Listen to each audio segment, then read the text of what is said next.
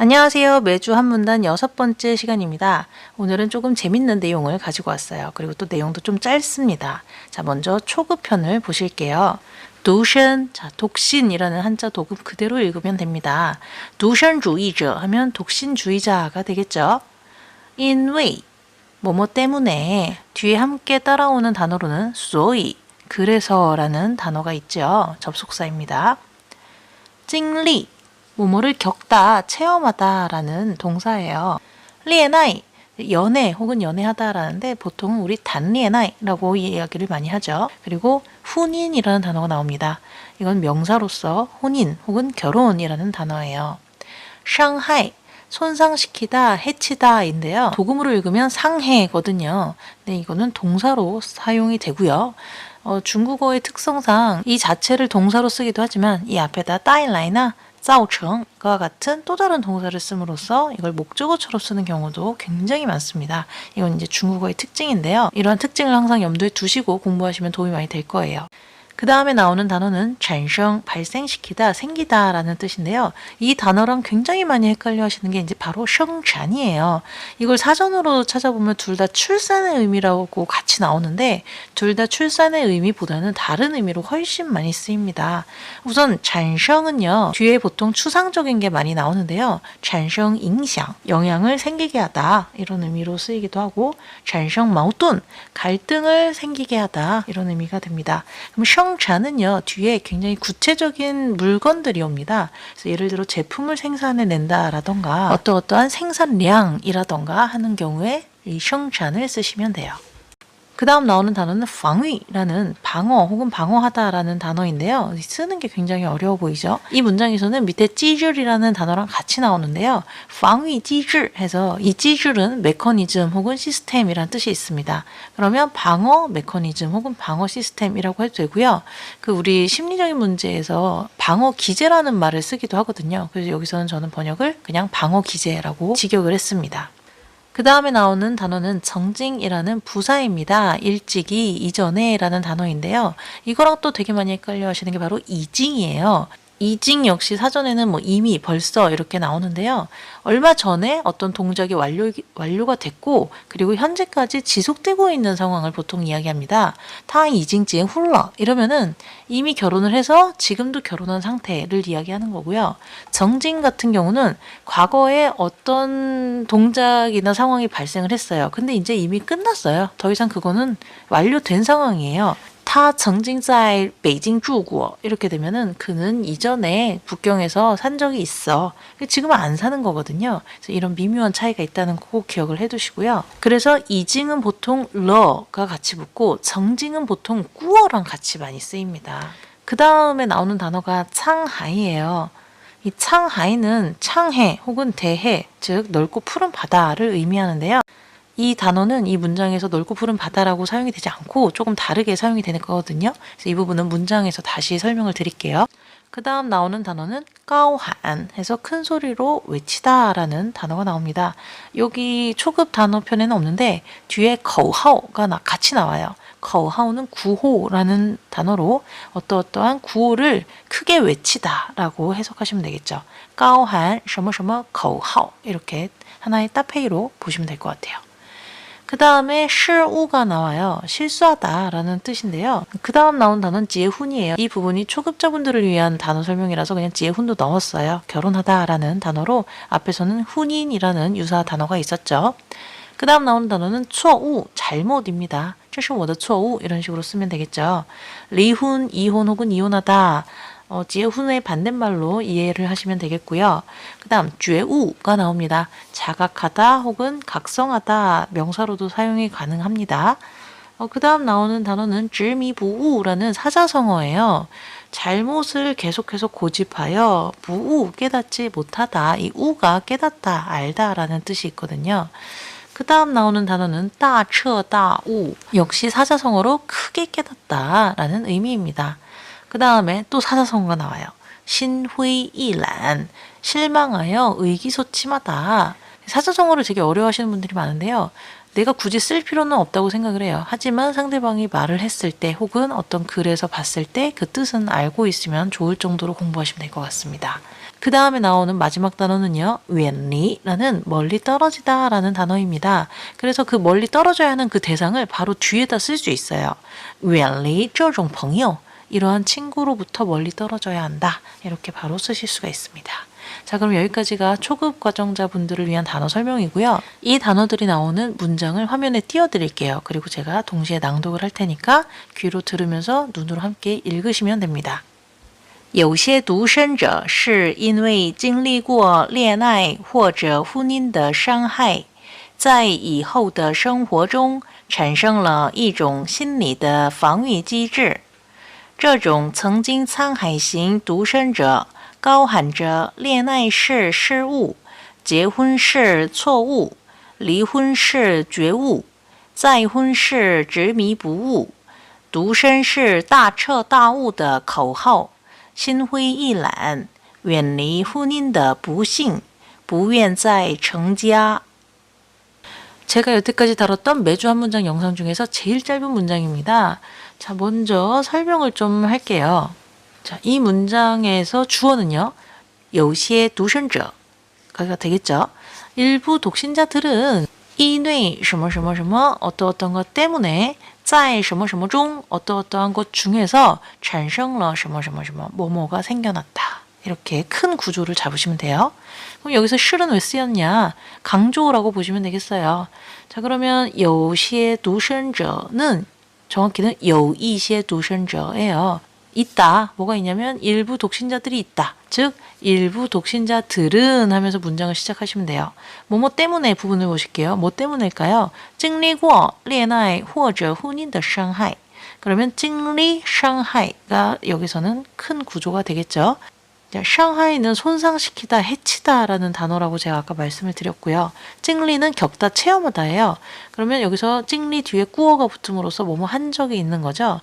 그런데 이걸 직역을 하면 그러면 손상을 겪었다 이렇게 하시면 안 되고 어떤 아픔, 상처를 겪은 거예요. 그럼 어떤 상처냐? 恋爱或者婚姻的 결혼 혹은 혼인의 아픔 혹은 뭐 상처를 겪은 적이 있기 때문에 在什么什么중 이 부분을 보시면 이후의 생활 중에서 产生了 뭐뭐가 생겨났다. 뭐가 생겼냐면 一种心理的防御机制 一种 양사죠. 어떤 종류를 나타내는 양사고요. 직역을 하면 일종의 심리의 방어 기제가 생겨났다라고 하시면 되겠어요. 얘를 좀 부드럽게 번역을 바꿔보면 일부 독신들은 연애나 결혼의 아픔으로 인해 살면서 심리 방어 기제가 생긴다. 그래서 이 살면서 이 부분을요. 이후의 생활 중에서 이러면 너무 어색한 한국어가 되기 때문에 조금 부드럽게 의역을 했습니다. 그 다음 문장은 이거 전체가 한 문장으로 되어 있는데요. 주어는 独身者까지 보시면 되겠고 서술어는 高喊着 그리고 목적어는 口号가 되겠어요. 独身者高喊着什么什么的口号 이렇게 큰 구조를 보는 거죠. 그럼 什么独身者呢? 这种曾经沧海型独身者라고 나와요. 曾经沧海라는 단어를 통째로 이제 보셔야 되는데 직역을 하면 과거의 바다였던 이런 의미인데요. 이게 무슨 의미냐면 많은 일을 겪으면서 다양한 경험을 쌓았던 그런 사람들을 이야기하거든요. 그래서 평범하고 그냥 보통의 일에는 눈 하나 깜짝 안 하는 이런 의미예요. 이 앞문장에서 독신자의 얘기가 그냥 독신자가 아니라 연애나 결혼에 좀 크게 대인 사람들을 이야기하는 거잖아요. 그래서 여기서 정징창하이싱이라는 말은 우여곡절을 겪은 독신자들은 이런 식으로 해석을 하시면 될 것 같아요. 그래서 정징창하이싱을 되게 다양하게 번역을 할 수 있는데 그래서 저는 이 부분을 산전수전 다 겪은이라고 번역을 했어요. 그 뒤에는 이제 까오한절什么什么 口号예요. 어떠한 구호를 크게 외치는 건데 이 구호가 좀 재밌어요. 쌍따옴표 안에 구호를 쫙 나열을 했는데 라임이 있어요. 한번 들어보실까요? 恋爱是失误，结婚是错误，离婚是觉悟，再婚是执迷不悟，独身是大彻大悟。 그래서 다 끝에가 우로 끝났어요. 물론 이제 우가 두 개로 나눠져서 조금씩 다르죠. 처음부터 보시면 연애는 실수다. 결혼은 잘못이다. 이혼은 깨달음이다. 각성한 거죠. 각성이다. 그리고 재혼은 주미부우가 아까 말씀드렸다시피 잘못을 고집하여 깨닫지 못하다라는 사자성어거든요. 그래서 이것도 되게 다양하게 해석을 할 수 있는데 저는 지금 앞에서 실수, 잘못, 각성 이런 명사형으로 끊었잖아요. 그래서 저는 얘를 구제불능이라고 번역을 해봤어요. 그 다음에 이제 독시는 따처따우래요. 크게 깨닫다거든요. 이 부분도 명사형으로 저는 해탈이라는 단어를 한번 사용해 봤습니다. 한국어로는 좀 라임을 살리기가 어렵죠. 그래서 저는 이 부분을 최대한 명사형으로 한번 맞춰보는 걸로 만족을 했어요. 자, 그 다음 마지막 부분이에요. 신회이란. 아까 말씀드렸다시피 사자성어로 실망하여 의기소침하다 라는 뜻이거든요. 그래서 그냥 크게 상심하여 远离婚姻的不幸 해서 远离는 멀리 떨어지다잖아요. 그 뒤에 그 멀리 떨어지고자 하는 대상이 바로 올 수 있다고 말씀을 드렸었어요. 직역하면 결혼의 불행에서 멀리 떨어진다. 그럼 의역을 좀 하면 결혼으로 인한 불행에서 멀어지려 한다. 그다음 마지막 부분은 不愿再成家. 不愿은 不愿意의 의미죠. 다시 정지하는 거를 不愿意 원하지 않는다. 정지하는 가정을 이루다, 즉 결혼하다의 의미예요. 그래서 다시는 결혼하고 싶어하지 않는다. 이렇게 번역을 해봤어요. 이 줄을 쭉 자연스럽게 번역을 하면 이렇게 산전수전 다 겪은 독신들은 연애는 실수, 결혼은 잘못, 이혼은 각성, 재혼은 구제불능, 독신은 해탈이라고 주장하며 크게 상심하여 결혼으로 인한 불행에서 멀어지려 하고 다시는 결혼하고 싶어하지 않는다. 이렇게 할 수 있겠어요. 이 구어는 중국어에서는 쌍따옴표를 쓰지만 한국어로 번역을 하실 때는 외따옴표를 쓰셔야 돼요. 자, 그럼 이번 내용의 설명은 여기까지고요. 자, 이번엔 제가 한국어로 다시 띄워드릴 테니까 이 부분을 중국어로 다시 한번 바꿔보세요. 시간 관계상 캡처하시거나 아니면 영상 하단에 제가 글을 남겨드리니까 그걸 보고서 하시면 되겠습니다.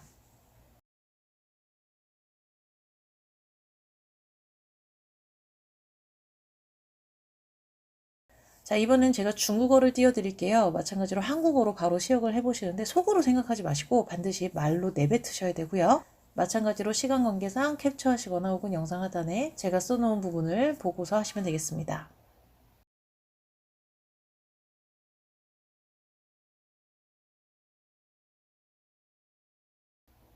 자, 이번에는 중중 쉐도잉 훈련을 할 차례입니다. 제가 중국어를 다시 낭독할 테니까 돌림 노래하듯이 중국어로 같이 따라오시면 됩니다.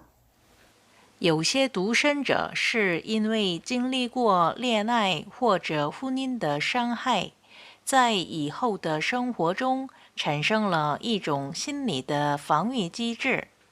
这种曾经沧海型独身者高喊着恋爱是失误，结婚是错误，离婚是觉悟，再婚是执迷不悟，独身是大彻大悟的口号。心灰意懒，远离婚姻的不幸，不愿再成家。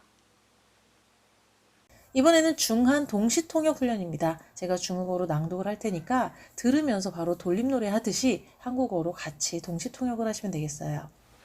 有些独身者是因为经历过恋爱或者婚姻的伤害，在以后的生活中产生了一种心理的防御机制。这种曾经沧海型独身者高喊着恋爱是失误，结婚是错误，离婚是觉悟，再婚是执迷不悟，独身是大彻大悟的口号。心灰意懒，远离婚姻的不幸，不愿再成家。 마지막 훈련입니다. 한중 동시통역 훈련이에요. 이게 제일 어렵겠죠? 한국어로 낭독해 드릴 테니까 중국어로 돌림노래 하듯이 같이 통역을 하면서 따라오시면 됩니다. 일부 독신들은 연애나 결혼의 아픔으로 인해 살면서 심리방어 기제가 생긴다. 이렇게 산전수전 다 겪은 독신들은 연애는 실수, 결혼은 잘못, 이혼은 각성, 재혼은 구제불능, 독신은 해탈이라고 주장하며 크게 상심하여 결혼으로 인한 불행에서 멀어지려 하고 다시는 결혼하고 싶어 하지 않는다. 자, 오늘 영상은 여기까지고요. 고생 많으셨습니다. 시청해 주셔서 감사합니다.